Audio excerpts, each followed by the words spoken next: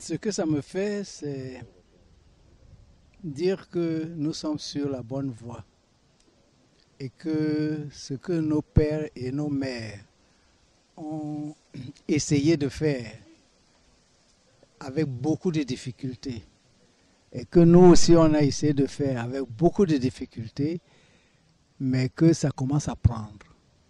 Ça commence à prendre parce que la vérité, c'est que vous devez avoir vos racines.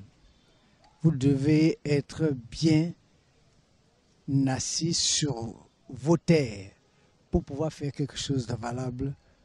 Sinon, le problème, c'est que vous-même, vous savez, vous allez à l'école. Je suis en train de vous faire l'interview en français. Tout à l'heure, quelqu'un va me demander de faire l'interview en anglais. Comme si nous étions des Européens. Donc, à partir du moment où, depuis plus de 100 ans, on nous a complètement déréglés, détournés, à ce moment-là, on voit que bon, on essaie, mais on n'y arrive pas.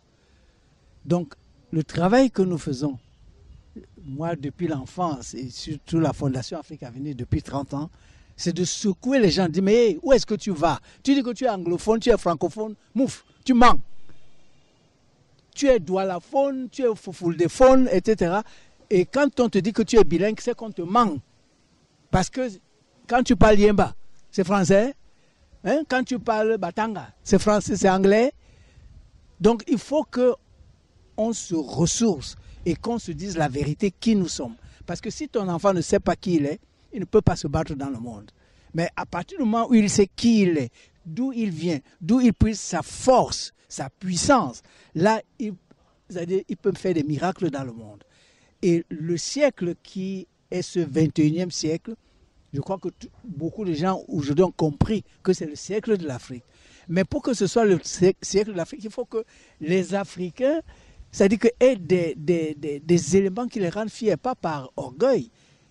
Mais quand vous dites que la première démonstration mathématique au monde date de 22 000 ans avant Jésus-Christ, je dis bien 22 000 ans avant Jésus-Christ, cette démonstration mathématique, on l'appelle aujourd'hui l'os d'Ishango.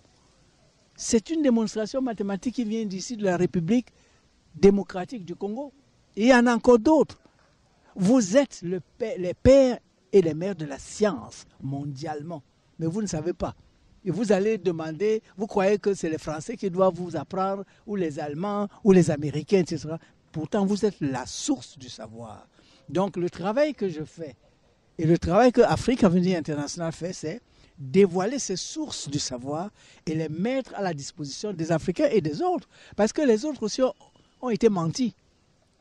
Comme mes étudiants à l'université de Berlin me disaient, mais professeur, tout ce que vous dites là, ce n'est pas seulement pour les Africains. Hein. Même nous, depuis qu'on va au jardin d'enfants, on ne nous a jamais dit tout ça.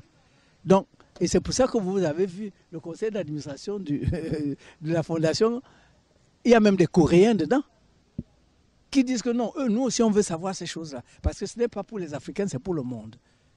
Et c'est quand nous aurons, vous voyez les CD que nous avons remis aux majestés, c'est pour que ces interviews, ils aillent entendre ça, écouter ça avec leur population, n'est-ce pas, dans leur communauté.